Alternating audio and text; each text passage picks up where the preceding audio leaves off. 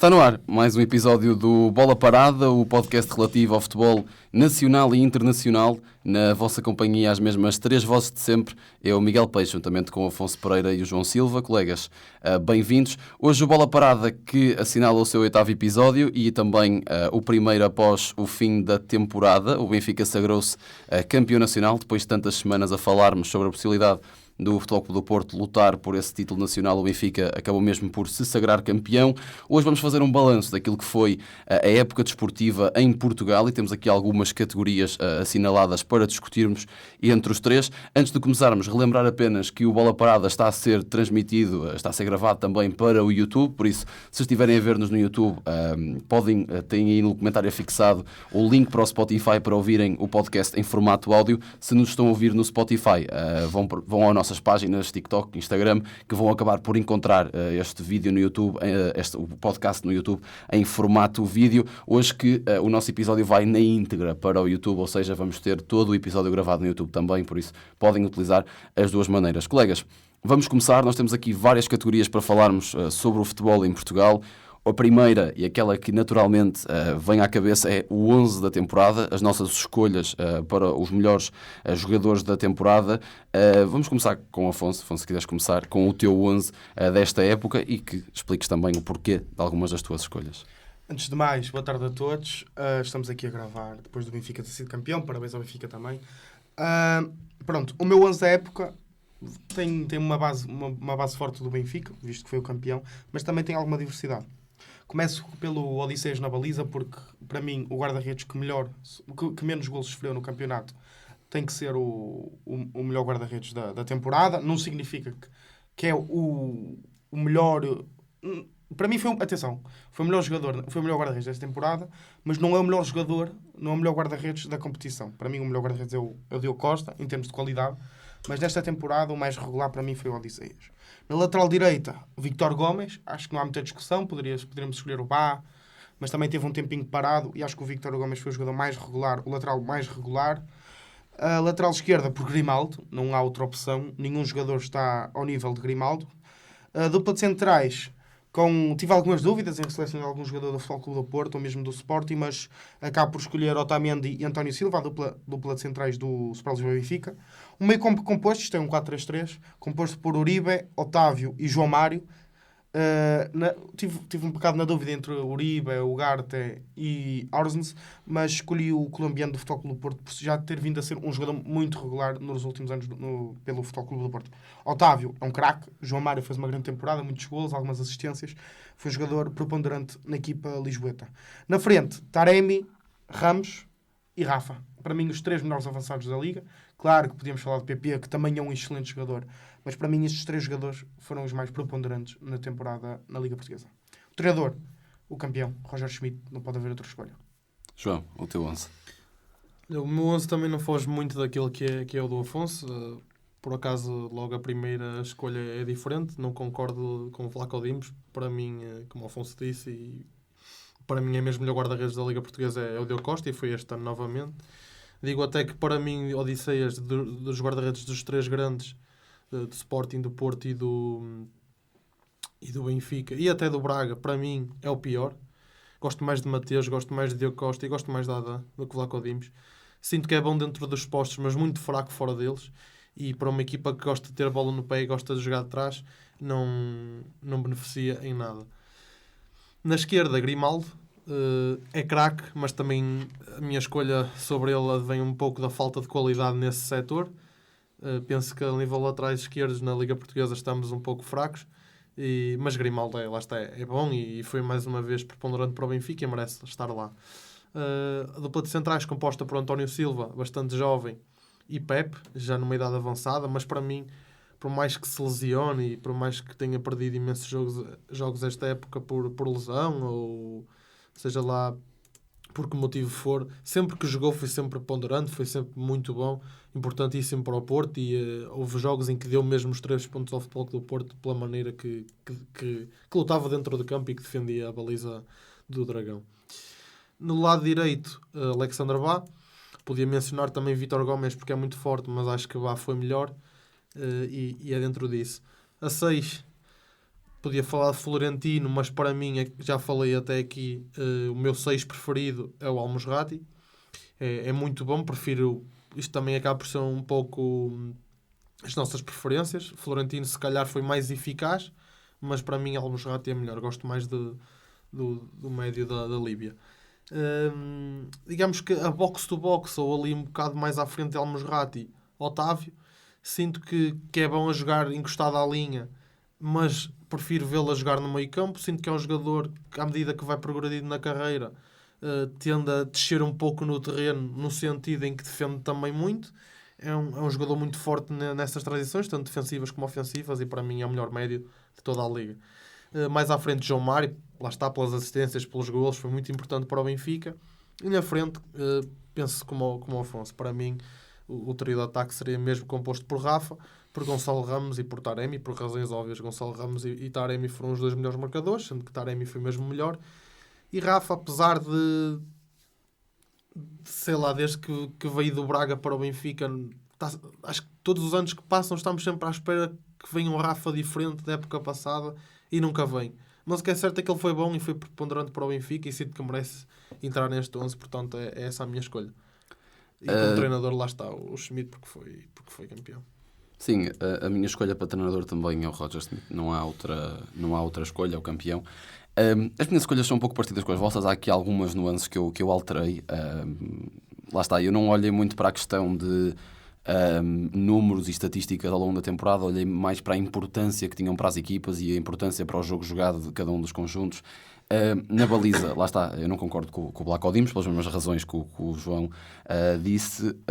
Diogo Costa é obviamente o melhor guarda-redes em Portugal e infelizmente não vamos tê-lo muito tempo cá. Acho que este ano deverá ser o ano de saída do Diogo Costa.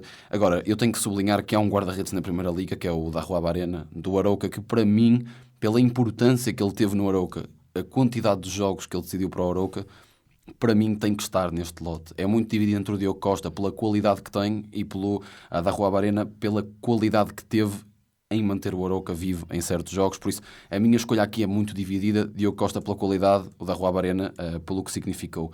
Na defesa, do lado esquerdo é Grimaldo, não há outra escolha possível no nosso campeonato. Do lado direito vou com o Afonso, vou com o Víctor Gomes. Acho que o Víctor Gomes foi mais preponderante para a equipa do Braga do que o Bá para o Benfica. No eixo central há também aqui algumas escolhas e eu tenho alguns nomes. Não coloco o Nico Otamendi, acho que o António Silva foi muito mais predominante na defesa do Benfica e para mim, obviamente vamos falar sobre isto mais tarde, mas para mim é das maiores revelações da temporada, a forma como o António Silva segura aquele lugar no eixo do Benfica. A jogar ao lado dele eu coloquei o Pepe também, porque acho que toda a qualidade, e tu falavas do Rafa agora, que nós esperamos sempre todos os anos que haja um Rafa diferente, também esperamos que todos os anos haja uma decadência do Pepe e ele continua sempre na consistência, com muita qualidade todos os anos. Este ano volta a ser importante para o Porto e eu contra mim falo, porque já falei aqui nos inícios dos nossos episódios que achava que o Pepe estava em decadência esta temporada e ele nesta reta final mostrou-se outra vez uma peça fundamental no Porto, mas há outros nomes no eixo defensivo, o próprio Otamendi.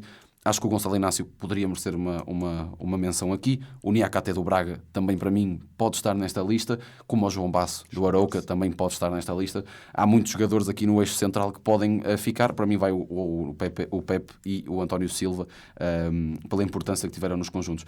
No meio campo eu também fico num 4-3-3 com um 6 fixo. Tem que ser Ali Al-Musrati. Para mim não há outro 6 na Primeira Liga que, com a qualidade que o Al-Musrati faz, por tudo o que significa para a construção do jogo do Braga e que significa para a construção do jogo de qualquer equipa por onde ele passe.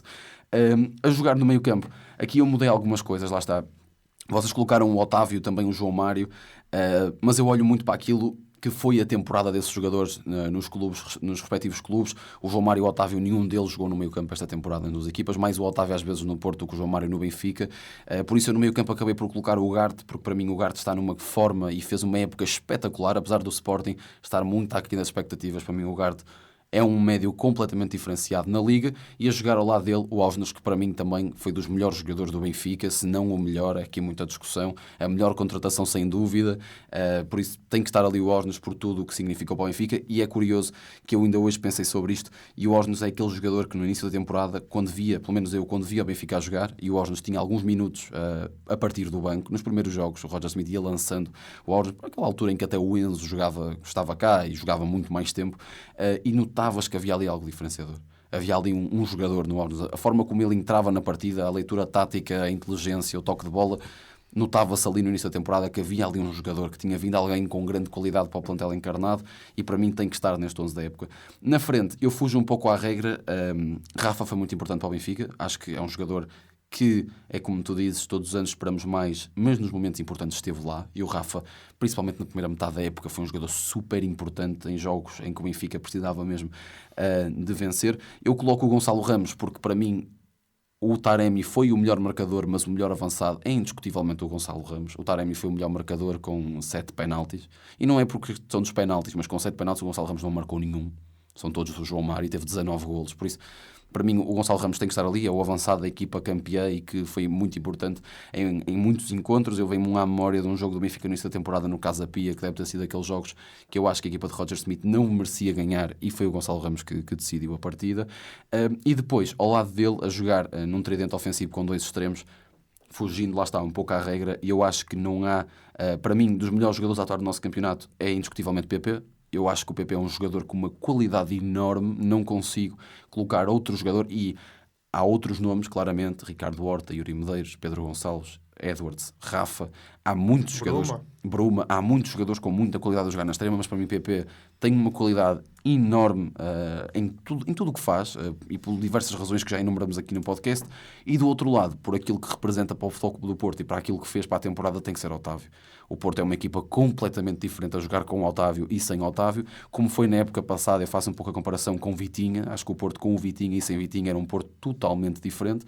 Na frente, para mim, vai Gonçalo Ramos, Otávio e PP por isso mesmo, pela qualidade que demonstram ano após ano. E lá está, nesta lista, nos jogadores todos que fomos falando, há muitos deles que não devem ficar em Portugal por muito mais tempo. A mim vem-me à cabeça, e eu vos perguntar o que é que vocês achavam, a mim vem-me à cabeça logo o Diogo Costa, o António Silva, o Ugarte, não vão ficar em Portugal. O Gonçalo Ramos também não deverá ficar em Portugal. O próprio Otávio já se falou muitas vezes que poderá dar o salto para um patamar mais elevado, que eu não acredito muito, por acaso. Acho que o Otávio é dos jogadores que fica. Mas pronto, acho que o meu 11 da época vai assim, um pouco diferente da normalidade, mas também por algumas nuances. Na próxima temática, no próximo ponto aqui a sublinhar, é para o melhor jogador da temporada. Vou-vos perguntar, João, se queres começar tu, qual é que foi para ti o melhor jogador da temporada do campeonato? Olha, isso é uma pergunta difícil, tendo em conta a quantidade de jogadores que podemos colocar nesse patamar. Foi mesmo uma época muito boa a nível de disputa, apesar do Benfica ter estado quase sempre disparado. Agora para o final deu alguma pica, porque escorregou e o Porto conseguiu se aproximar. E lá está. Cada vez mais temos jogadores muito craques na nossa liga, não só dos 4 grandes, mas também das outras equipas, como falaste do guarda-redes do Arouca, podemos mencionar outros como o próprio Ivan Jaime, o próprio Fernando Navarro e tantos outros que podemos mencionar aqui que podiam mesmo fazer parte desse 11, porque na realidade deles, com equipas com menos potencial, conseguiram fazer muito. Quanto ao melhor jogador, acho mesmo muito difícil, mas eu arrisco a dizer João Mário. Nesta reta final viu-se uma grande decadência, pelo menos tendo em conta aquilo que foi João Mário na primeira metade da época. Mas acho que só essa primeira metade da época consegue já quase fazer com que ele se torne o melhor jogador da liga. Porque o que eu vi em João Mário, ou seja, o que eu vi João Mário fazer na primeira metade da época, já não vi um jogador fazer há imenso tempo. A qualidade com que ele... A capacidade que ele teve para pegar, muitas vezes sozinho, e conseguir marcar os tempos de jogo, definir todos os processos ofensivos, porque lá está, era neles que ele estava mais envolvido. A capacidade que ele teve de pegar numa equipa muito jovem, que o Benfica tem bastantes jogadores jovens, e conseguir pautar toda a maneira como a equipa jogava, acho que é notável. Lá está, não vi um jogador a fazer isso em Portugal há imenso tempo, e é por aí que digo que é João Mário, porque sinto que foi mesmo muito importante, e mesmo em jogos de Liga dos Campeões decidiu muito. E lá está, para mim foi o melhor jogador de Portugal este ano. Afonso. Para mim foi Gonçalo Ramos, como o Miguel falou, um jogador super bom, muito bom, um ponto de lança muito bom, um matador de serviço, deu muito golo ao Benfica, foi o melhor marcador do Benfica sem nenhuma grande penalidade, e acho que apesar também da decadência, porque nos últimos jogos não fez tantos gols, penso que só marcou em Portimão o terceiro gol, e agora contra o Santa Clara, mas foi um jogador preponderante para o campeonato do Benfica. Teve sempre a confiança do treinador, apesar do seu mau momento, tendo um bom jogador no banco que podia substituir, e acho que Gonçalo Ramos merece sem dúvida ter o prémio da nossa parte de melhor jogador do campeonato português. A minha escolha vai um pouco em contra aquilo que falei há bocado. Eu não consigo, pode parecer mal não ser um jogador que ganhou o campeonato, mas para mim tem que ser PP. Na minha opinião, tem que ser PP. Por tudo aquilo que eu já referi, este fim de semana o golo que o Porto marca contra a Vitória de Guimarães. Tu viste, não sei se viste, o primeiro golo. Eu ao Afonso sei que ele viu, que eu já o mostrei.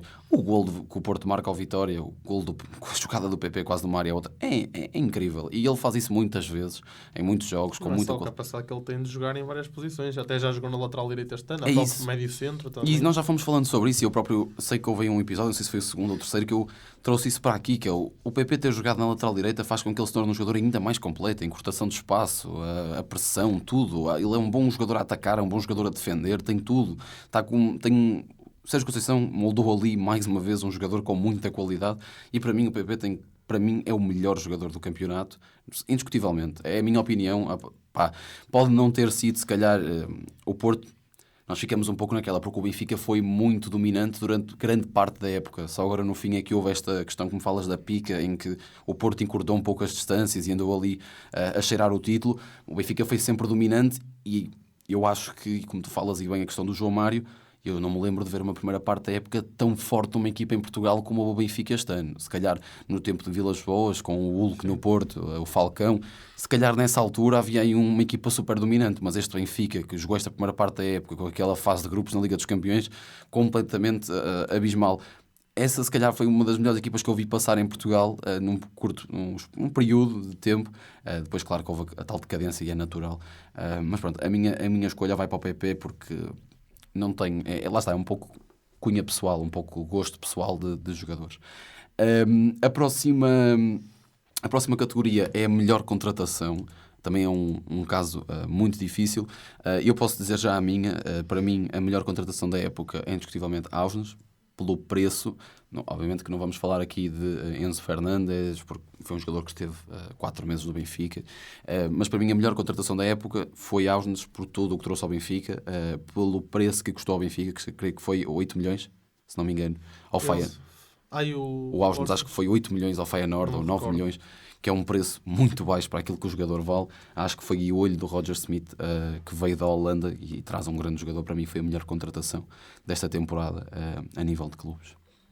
Lá está, também falaste do Enzo, eu ia dizer o Enzo, apesar de ter estado 6 meses no Benfica, em termos financeiros, sem dúvida, porque custou 20, foi vendido por 120, se não me engano. Mas jogadores que fizeram a temporada toda em Portugal também tem que ser Ausnes, um jogador que ao início não entra, vem do Feyenoord, aliás é campeão também neerlandês, ao início não entra, destaca na equipa do Benfica, porém sai como titular, também um jogador muito polivalente, jogou lateral direito, jogou a médio centro, jogou a ala, sem dúvida um jogador revelação, não o conhecia de todo, sem dúvida a melhor contratação desta temporada. Eu queria... Como é que é de explicar isto? Queria ser diferente, não queria ir no sabor da onda. Mas acho que é um bocado difícil não dar este prémio. Reconhecer isto em Ausnes. Penso que foi mesmo a melhor contratação desta liga, deste ano.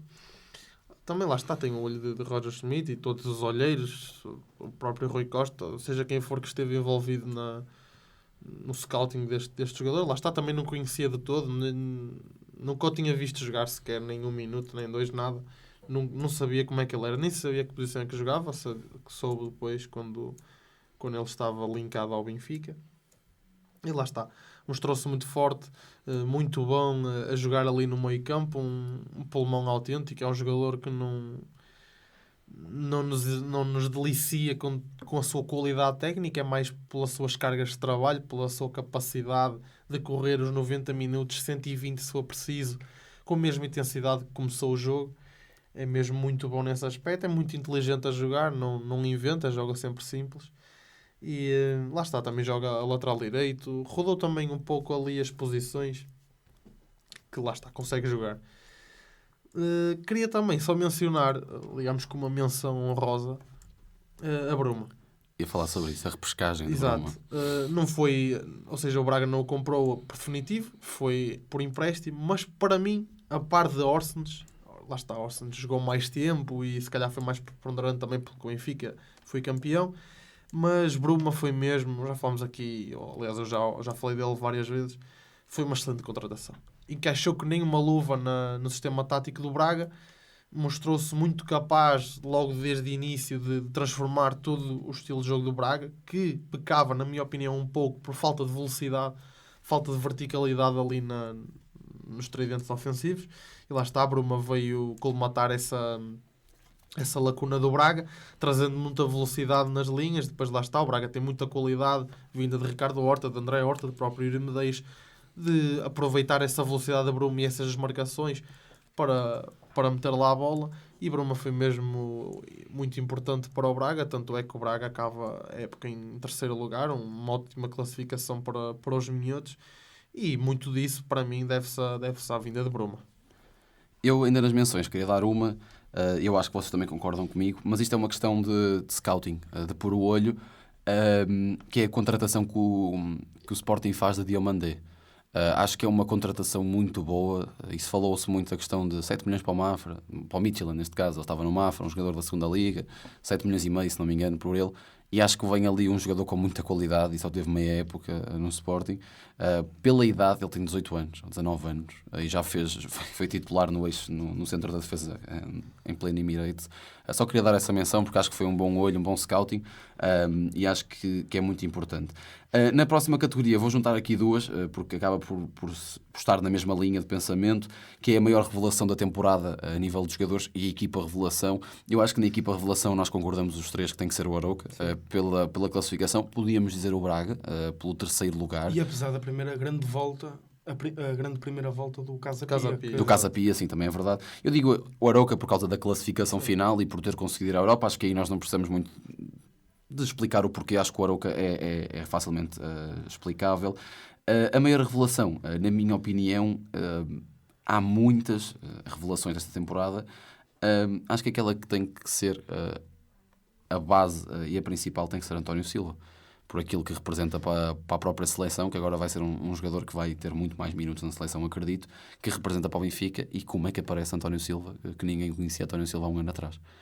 Por isso, para mim, vai António Silva. Não sei o que é que vocês acham. Sim, também concordo. Um jogador que fazia parte da equipa B, com uma lesão, se não me engano, com um castigo de Otamendi e a lesão do Veríssimo, é chamado e é titular e faz um bom jogo no Bessa, como o primeiro jogo. Sem dúvida que é a revelação do campeonato, a revelação do Benfica e uma grande aposta que a nossa seleção vai ter para o futuro, vai durar muito tempo. É um grande jogador, é um bom central, tem cabeça, tem tudo para ser um dos melhores. João? Concordo a 200% convosco, acho que é um bocado difícil acrescentar outro jogador. Lá está a falar de Diomandé, também podemos acrescentar nesse lote, mas sim, verdade. António Silva penso que se destaca mais. Foi muito importante para o Benfica, para esta época desportiva. Veio, seja azar de uns, sorte de outros, sempre ouvi dizer, e no futebol é certo. E António Silva aproveitou e nunca mais de lá saiu. E é como o Afonso fala, concordo também com a questão da seleção, porque nós, digamos que tínhamos uma espécie de déficit ali no eixo defensivo, principalmente nos centrais. Ruben Dias apareceu. Por alturas pensei que Ferro pudesse vir a ser o parceiro de dupla de Ruben Dias, mas também entretanto baixou muito o rendimento. Pepe ainda se mantém firme, mas tem uns dias contados, penso que faz 1-2 épocas no máximo. Esperamos que faça mais, mas lá está, a idade pesa muito.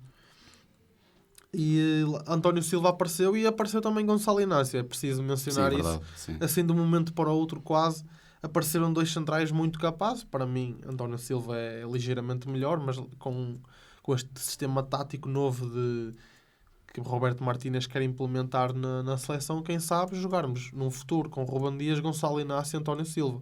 Penso que seria um eixo defensivo exímio e tenho a certeza que o Ruben Dias já se encontra, mas estes dois jogadores, Gonçalo Inácio e António Silva, não tarda estarão nos melhores clubes do mundo.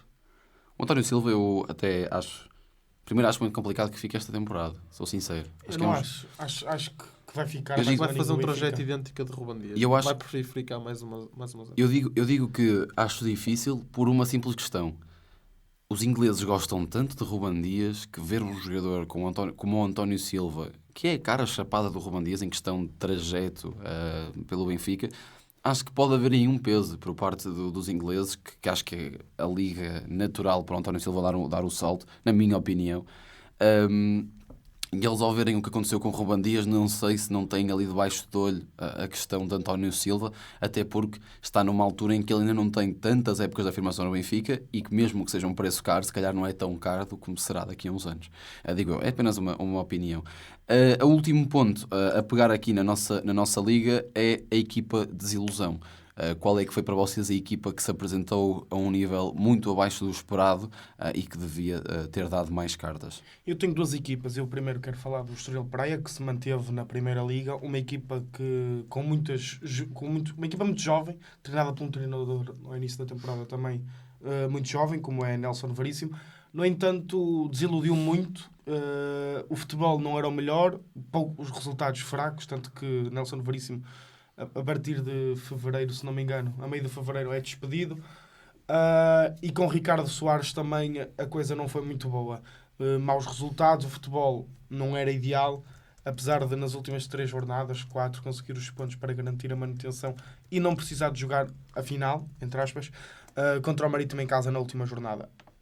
A outra desilusão é o Marítimo. O Marítimo, uma equipa histórica em Portugal, com muitos adeptos na sua ilha, na Ilha da Madeira. Um bom investimento também. O Marítimo sempre foi conhecido por ter bons investimentos por parte da região autónoma e também dos patrocinadores. O Marítimo, que fez uma época muito má, conseguiu reverter alguns resultados maus no final da época, mas não apaga a má temporada dos maritimistas. Uma equipa que tem muitos bons jogadores, como André Vidigal, agora também como Félix Correia, Cláudio Winco, bom guarda-redes, também como Macaridze. Uma equipa que vai aos playoffs, vai jogar contra o Estrela da Amadora. Vamos ver, é possível que fique, é possível que deixe, mas também, para mim, uma desilusão desta temporada. Eu concordo com o Afonso. Para mim, a equipa de desilusão acaba mesmo por ser o Marítimo. Por tudo aquilo que o Marítimo tem vindo a representar na Liga Portuguesa. Digamos que eles têm um posicionamento de que ir jogar à Madeira é extremamente difícil. E é. Este ano nem tanto, mas nos anos transatos, sempre que uma equipa grande ia jogar, ou mesmo as equipas de meio ou baixo da tabela, mas principalmente os grandes, que são os jogos que as pessoas veem mais, e são as equipas mais fortes, sempre que eles iam jogar à Madeira havia sempre uma dificuldade tremenda em sair de lá com pontos. Tornou-se, lá está, a grande valência do Marítimo, jogar em casa, depois fora também pontuava bastante, mas em casa criou ali uma espécie de fortaleza, no sentido em que jogar nos Barreiros não é nada fácil, e lá está, aquilo era uma autêntica fortaleza e era mesmo difícil dobrar este Marítimo. Queria mencionar também o Gil Vicente. Porquê? Uma equipa que tem, penso que o 4º melhor marcador da Primeira Liga, penso que Fran Navarro ficou em 4º, jogadores como Fujimoto e outros tantos, acho que não pode ficar em 13º. Eu vejo este Gil Vicente com uma equipa muito... Mas lá está. Futebol não é só isto, não é equipa, ou seja, não é o plantel, é a equipa. Não são os jogadores, mas sim o que os jogadores, mesmo com menos qualidade, conseguem fazer juntos. Para mim, Gil Vicente tem um melhor plantel do que o Chaves, por exemplo, que ficou em 7º.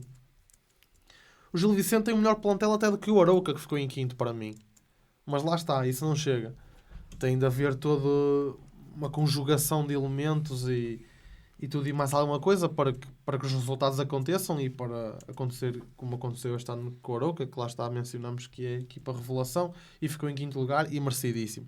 Mas para mim o Gil Vicente podia ser esta equipa revelação este ano, porque tem um plantel mesmo muito forte e penso que apesar de se ter mantido e não podemos esperar de uma equipa que costuma ficar a meio da tabela, lugares europeus, por mais que já lutou várias vezes, até nem sei se o Gil Vicente já se qualificou alguma vez para uma competição europeia. Sim, na época passada, teve este ano. Pronto. Mas já imensas vezes ficou lá perto, mesmo não se qualificando. E lá está, penso que é outra equipa desilusão para mim, porque esperava muito mais, tendo em conta este 11, e agora vai sofrer ainda mais, porque Fran Navarro está na porta de sair. Fujimoto também poderá Fujimoto. sair. Sim, eu ia dizer isso. Vitor Carvalho vai para o Braga. Pois, o Gil Vicente pode perder Vitor Carvalho, já perdeu, em princípio, o Vitor Carvalho para o Braga, o Fran Navarro também deverá estar de saída. O próprio Tomás Araújo, que era muito importante no eixo defensivo, vai voltar para o Benfica. O Andrew, o guarda-redes, também deverá estar de saída, já se falou várias vezes de interesses. O único, se calhar, até que fica é Fujimoto, sabe-se lá como. Não sei como é que Fujimoto fica, mas é o único que eu vejo menos interesses a serem especulados. Eu concordo plenamente com o que vocês disseram. Marítimo, Gil Vicente e Estoril. Ficou muita pena do Estoril, um pouco pelo Afonso disse. Havia muita expectativa da minha parte para perceber o que é que Nelson Veríssimo ia fazer neste jovem Estoril no início da temporada, com jogadores como o Gonçalo Esteves, como o Tiago Oveia, que parecia-me ali o Bernardo Vital. Sim, mas o Tiago Santos aparece por causa da decadência do Gonçalo Esteves. O Gonçalo Esteves começou como titular, foi expulso e depois o Tiago Santos assumiu e ficou. Mas com jogadores com tanta qualidade, o próprio Francisco Geraldes achava ali que o Nelson Veríssimo, e sublinhar aqui que um dos primeiros jogos da temporada é um jogo em que o Estoril joga em casa com o Futebol Clube do Porto e joga muito bem, e é um grande jogo, empata com um grande jogo do Tiago Oveia. Eu, depois de ver esse jogo nas primeiras jornadas, achei que este ano ia ser uma época muito interessante para o Estoril, com uma equipa muito jovem, com um treinador e também com muita qualidade. Pensei que iam conseguir dar uma resposta, para mim, ainda mais que o Marítimo e Gil Vicente. Obviamente que o Marítimo desceu de divisão, mas acho que o Estoril tem muito melhor plantel que o Marítimo. Não desceu de divisão, mas ficou nos lugares de descida. Acho que o Estoril ainda tem melhor plantel que o Marítimo. Por isso, para mim, também vão estes três, e concordo plenamente com o que disseste na questão dos barreiros do Marítimo, que é um pouco estranho, porque nós próprios defendemos aqui muitas vezes o quão complicado é ir jogar à Madeira e como é que eles mesmo assim conseguem estar nesta posição. No Campeonato Nacional vai ser tudo. Vamos passar agora para mais uma questão deste período desportivo, e é uma questão bastante controversa do nosso futebol, que é a convocatória da Seleção Nacional de Roberto Martínez. E eu peguei aqui em alguns pontos que vocês foram falando ao longo do podcast agora, para também vos confrontar com isso, porque achei interessante. Eu vou enumerar a convocatória: Diogo Costa, José Sá e Rui Patrício nos guarda-redes, António Silva, Danilo, Dalot, Gonçalo Inácio, João Cancelo, Nelson Semedo, Pepe, Rafael Guerreiro, Ruben Dias e Totti nos defesas, Bernardo Silva, Bruno Fernandes, Palhinha, Otávio, Renato Sanches, Ricardo Horta, Ruben Neves e Vitinha nos médios, e avançado Cristiano Ronaldo, Diogo Jota, Gonçalo Ramos, João Félix e Rafael Leão. O que eu vos queria para perguntar, primeiro, o que é que faz aqui Renato Sanches, Nelson Semedo e Totti Gomes? É a minha primeira questão. Segundo, se há essa questão de daqui a uns anos haver um Gonçalo Inácio, Ruben Dias e António Silva na defesa, o que é que faz aqui Totti Gomes outra vez? E se Totti Gomes pode ser enquadrado nessa equação de se há o Gonçalo Inácio do lado esquerdo, António Silva do lado direito e Ruben Dias no centro da defesa numa linha A3, será que Totti Gomes pode roubar o lugar a um destes três? E se pode, porque é que está aqui? O próprio Totti Gomes, não sei se vocês viram, disse que não se fazia ideia que ia ser convocado e que achou uma surpresa. Mas pronto, é esta a minha questão para vocês. O que é que fazem aqui estes três jogadores? Relembrar que Renato Sanches esta temporada não jogou praticamente minutos nenhuns. O próprio Nelson Semedo também não fez quase minutos nenhums no Wolverhampton. O Totti ainda foi jogando, ainda foi tendo alguns jogos a depilar, principalmente com o Lopetegui, agora na segunda parte da época. Isto é assim, eu conheço Totti Gomes. Totti Gomes jogou, se não me engano, o primeiro ou a segunda Liga Revelação pelo Estoril Praia, um jogador que tinha passado pelo Rei e depois decidiu jogar futebol.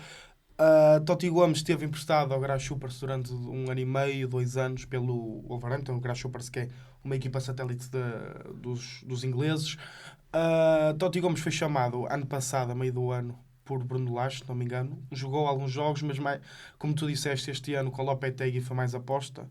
Eu acredito que Totti Gomes foi chamado por Roberto Martínez também por ser um jogador mais polivalente. Totti Gomes jogou alguns jogos no Wolverhampton como lateral esquerdo. É um jogador de grande porte, é rápido, tem um bom pé esquerdo, não é nada do outro mundo, mas é um jogador que poderá evoluir, e Roberto Martínez está atento ao central português. Totti Gomes é um jogador que veio substituir-se pela última convocatória de Diogo Leite, que não se estreou pela Seleção A. Eu acredito que Diogo Leite esteja à frente na hierarquia, também fez uma grande temporada na Alemanha, conseguiu ajudar o União Berlim a apurar-se pela primeira vez à UEFA Champions League. Mas Totti Gomes está nesta convocatória contra duas seleções mais fortes, Bósnia, Herzegovina e a Islândia, se não me engano. Acho que é um jogador que poderá ter minutos, mas Vai ser muito complicado, lá está, porque Roberto Martínez tem apostado muito em Gonçalo Inácio do lado esquerdo. Vamos ter Pep, vamos ver como é que se vai gerar esta situação de Pep, com Ruben Dias, com António Silva e com Danilo. Se não me engano, não há mais nenhum, são estes só os centrais. António Silva, Danilo, Gonçalo Inácio, Pepe, Ruben Dias e Totti Gomes. Exatamente, são 6 centrais, se não me engano. Depois, Nelson Semedo. Pois, eu também fiz a mesma pergunta. Eu não sei o que o Nelson Semedo está aqui a fazer, eu não consigo entender. Não consigo E eu- entender. Mas eu por acaso consigo. Porquê que dizes? Não, isto é assim. Mas eu já falo. Achas que é por causa do sistema tático? Para Jogar mim com tem tudo ala? a ver com o sistema, porque Nelson Semedo, desde cedo no Benfica, mostrou-se um lateral muito ofensivo. E se nós formos a avaliar, pelo menos não me estou a lembrar de outra pessoa neste momento, para além de João Cancelo, quem é que nós temos à direita? Ouçam bem. Sim, Quem é que nós temos à direita com a capacidade ofensiva Ricardo Pereira. João Mário.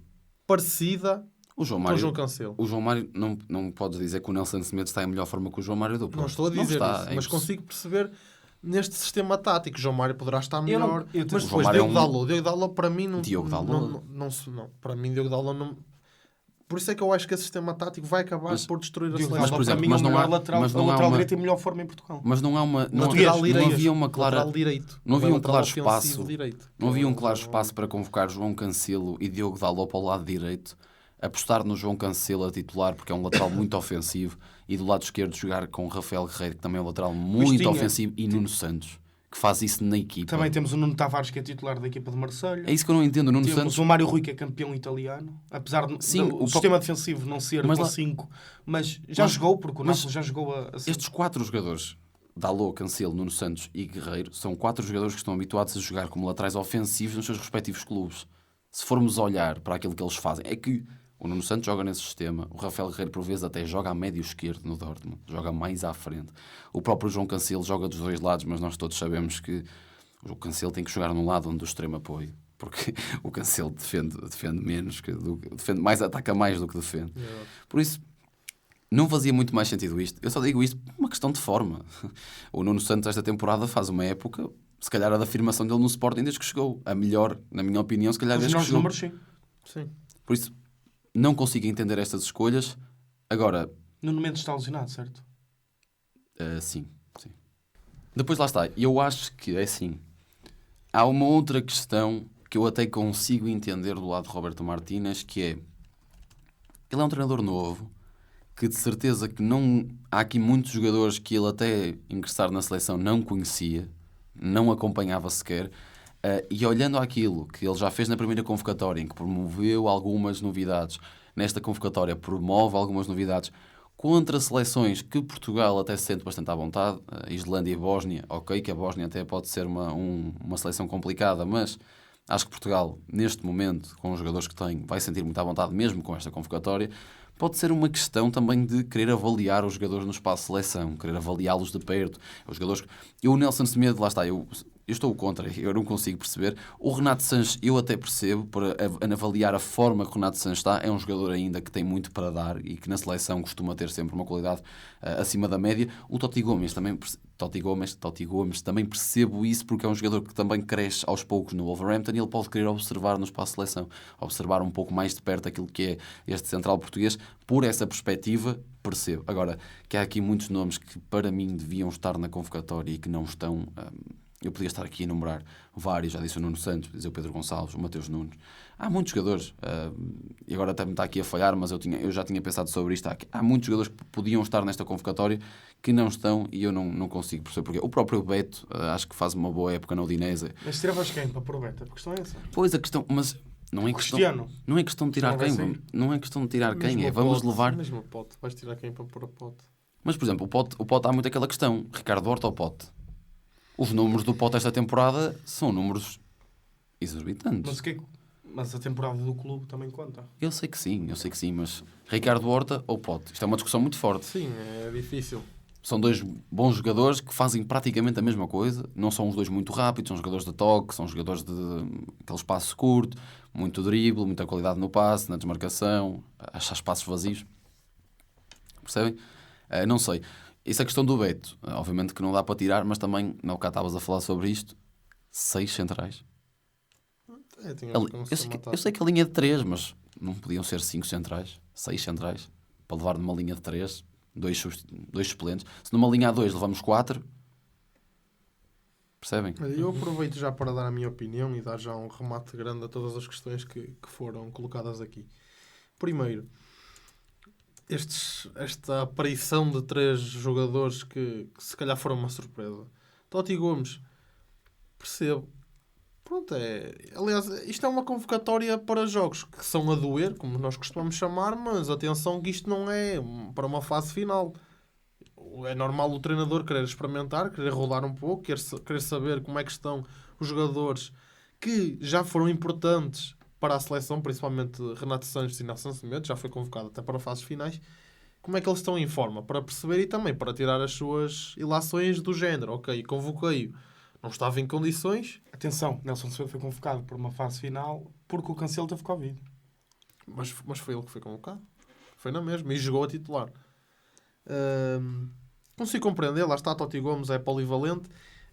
Consegui compreender ainda mais se jogássemos numa linha de 4, porque podia encostar à esquerda. Não vejo mesmo Totti Gomes, acho que era um desperdício jogar na ala esquerda, porque penso que para essa posição temos Rafael Guerreiro, que é a posição que ele melhor desempenha, é jogar ali a médio ala, a médio esquerda, é a posição onde ele se sente mais confortável, onde joga melhor. Jogo Cancelo igual do outro lado. Não sou apologista, lá está, da linha 3, numa seleção com tanta capacidade ofensiva. Acho que para meter um atrás, estamos a tirar um da frente. Para mim, na minha perspectiva, até podemos ser campeões do mundo, campeões da Europa com o Roberto Martínez, e Deus queira que sim. Mas não sou apologista desse sistema tático. Penso que faz a equipa pecar um pouco. Renato Sanches, concordo com a convocatória. Espero que volte aos níveis que já demonstrou na seleção. É um jogador que eu adoro ver a jogar na seleção. Já comentei isto várias vezes anteriormente. Para mim, em 2020, no Euro 2020, que foi em 2021, foi o melhor jogador da seleção, para mim, do que eu vi jogar. Foi preponderante porque tivemos uma fase de grupos muito difícil contra a Alemanha, contra a França. Principalmente no jogo da França, lembro perfeitamente que Renato Sanches era um poço naquele meio campo. Pogba, à beira dele, foi um menino nesse jogo. Palhinha também fortíssimo. Consigo compreender. Lá está, o mais duvidoso será mesmo Nelson Semedo, mas para jogar ali a médio ala acabo por conseguir compreender, porque é um jogador que tem muita qualidade ofensiva, mas agora veremos. Porque a convocatória de Diogo Dalot nesse sistema penso que não favorece, porque não o vejo com qualidade para jogar ali a médio ala, porque não é muito ofensivo, é um jogador muito mais defensivo. E lá está, para mim até o melhor defesa direito português, gosto mais dele do que o João Cancelo, mostrou isso até no Mundial, porque o João Cancelo meteu água muitas vezes e Diogo Dalot que veio e segurou. Assumiu, sim. E é muito por aí. Quanto às outras questões, levantam-se muitas outras. A questão do Pote, como falavas, podia ser convocado. O próprio Nuno Santos também podia ser convocado. Mas isso também, eu penso que acaba por ser um pouco aquelas que são as preferências do treinador. Porque Ricardo Horta entrou já com Roberto Martínez, penso. Ou estou a dizer Ricardo algo errado? Horta? Ricardo Ou foi Horta com já Fernando tinha Santos? sido convocado e Ricardo estreou-se com Horta Paulo esteve- Bento. O Ricardo Horta esteve Sim, mas convocado para o Mundial. Mas, com o Fernando exatamente, Santos. entrou bem. Mas E o ano passado, o ano passado na Liga das Nações marcou o gol contra a Espanha. O último- O Exatamente. último gol. E com o Roberto Martínez, ele foi convocado. Não. É a primeira convocatória. Mas com o Roberto Martínez. eu acho que na seleção nacional, Ricardo Horta já tem mais. Acho que é mesmo factual que tem mais minutos que Pote. Sim, Não quero estar a dizer as sim, sim. Tem mais rodagem. E depois isto tem a ver com as preferências do próprio treinador. Eu lembro-me muitas vezes, e já falei isto imensas vezes, e também foi um jogador que foi bastante mencionado nestas polémicas de convocatórias, que foi Cédric Soares. Cédric Soares foi imensas vezes convocado por Fernando Santos, na minha opinião, sem merecer. Acaba por ser um jogador preponderante em 2016, titular no Euro, mas também era por falta de qualidade nesse setor. Não tínhamos Verdade. ninguém com capacidade para fazer melhor do que ele ali. E acho que acaba por ser um pouco por aí que acaba por ser Cédric a assumir essa posição e não foi outro jogador na altura, porque lá está, não existia. E lá está, as preferências dos treinadores nestas ocasiões contam muito. Bem, vamos então dar por terminado o nosso Bola Parada. Hoje fizemos um balanço desportivo da Primeira Liga e olhamos algumas categorias do nosso campeonato. Falamos também sobre a convocatória de Roberto Martínez e analisamos alguns dos nomes escolhidos pelo técnico espanhol. O Bola Parada vai ficar por aqui, já sabem, podem nos acompanhar no YouTube e também no Spotify, nas várias redes sociais, Instagram, TikTok. Estejam atentos que, em princípio, poderemos ter aí algumas novidades a chegar e vamos ficar então aqui, por aqui, em mais um episódio. Já sabem, se estão a perder, arrisquem e apostem na Bola Parada. Um abraço, até para a semana.